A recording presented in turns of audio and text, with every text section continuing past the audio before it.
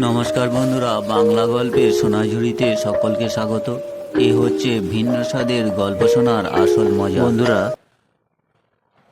প্রিয় বন্ধুরা, মজার মজার গল্পের আসরে আজ আমরা একটি ভারী সুন্দর গোপাল ভাঁড়ের মজার গল্প শুনব। গল্পটি হচ্ছে গোপালের বুদ্ধির পরীক্ষা। রাজদরবারে গোপালের বুদ্ধিমত্তা নিয়ে অনেকেই প্রশ্ন তুলেছিল। কেউ কেউ বলল গোপাল আজে বাজে কথা বলে লোক ঠকায়। এই নিয়ে সেখানে যখন তুমুল আলোচনা চলছে, তখন রাজদরবারে একজন এসে হাজির হয়ে বললেন, মহারাজ, গোপালকে এই বিষয়ে আমরা একটা পরীক্ষা করতে পারি। কিভাবে? গোপালকে আমরা একটা হাটে যেতে বলবো, সেখান থেকে রাজদরবারের জন্য যতটা বেগুন লাগে সেই হাট থেকে বিনে পয়সায় বেগুন নিয়ে আসতে হবে, কিন্তু কাউকেই ঠকানো যাবে না। এই জন্য রাজবাড়ি থেকে একজন কর্মচারী গোপালের সঙ্গে দেওয়া হবে। শুধু দেখা হবে যে গোপাল বেগুনগুলো যেন লোক ঠকিয়ে না আনে, এবং সেই সঙ্গে সেই লোকটি গোপালের বেগুনগুলো বয়ে আনবে। গোপাল তার জামার পকেট থেকে সমস্ত টাকা পয়সা রাজামশাইয়ের পায়ের কাছে রেখে নতজানু হয়ে বলল, মহারাজ, বেশ তাই হবে। গোপালের সঙ্গে একজন কর্মচারী গেল।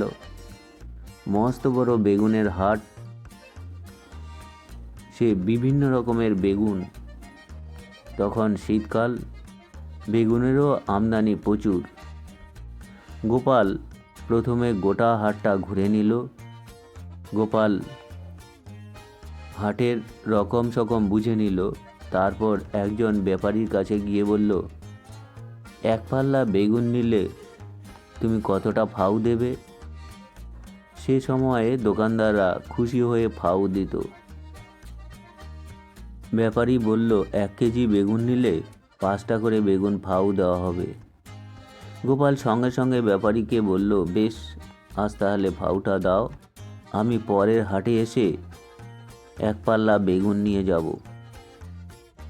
এবং সেই সঙ্গে তোমার পয়সাও দিয়ে যাব। ব্যাপারী কি বুঝলো কে জানে, বলল, বেশ, ফাউ নিন। গোপালের সঙ্গে আসা কর্মচারীটি থলে ভর্তি করে বেগুনগুলো নিয়ে নিল।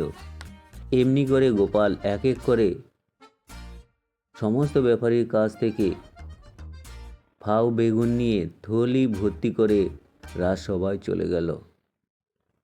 সত্যি সত্যি এবার ফাউ বেগুন জোগাড় হয়ে এতটাই বেগুন হয়ে গেল যে ওই দিনের রাজসভায় যতটা প্রয়োজন পুরো মিটে গেল।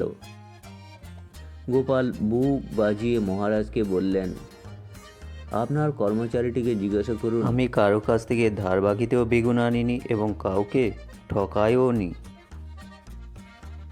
কর্মচারীটি যেমন দেখেছে সব হুবহু রাজামশাইকে বলল। গোপালকে নিয়ে যেমন কেউ কেউ অতি উৎসাহিত হয়ে পড়লেন, তেমনি কেউ কেউ কটাক্ষ করতেও ছাড়ল না। কেউ কেউ তো উল্টো বলল, ও তো সবাই পারে। তখন গোপাল পুনরায় রাজামশাইয়ের কাছে নতজানু হয়ে বিনীতভাবে বলল, হুজুর, আমি কিন্তু কাউকে ঠকাইনি। আমি কেবল আমার বুদ্ধি খরচ করে ফাউ হিসাবে বেগুনগুলো নিয়ে এসেছি। এতে কারোর কোনো ক্ষতি হয়নি বলে আমার মনে হয়। কারণ ওই বেগুন ব্যাপারীরা যদি জানতো যে এই বেগুনগুলো আজ রাজবাড়িতে যাবে, তাহলে ওরা নিজেরাই এখানে এসে দিয়ে যেত। সেখানে ওরা ফাউ হিসাবে বেগুনগুলো দিয়েছে। রাজামশাই এবার সত্যি ফাউয়ের অর্থ বুঝল রাজামশাইয়ের সেই বন্ধুটিও। সেই সঙ্গে রাজামশাই গোপালের বুদ্ধিমত্তারও প্রশংসা করলেন। তো বন্ধুরা, এই ছিল আজকের গল্প। গল্পটি শুনে আপনাদের যদি ভালো লাগে চ্যানেলটির পাশে থাকবেন, সাবস্ক্রাইব করবেন। সকলে ভালো থাকবেন, ধন্যবাদ।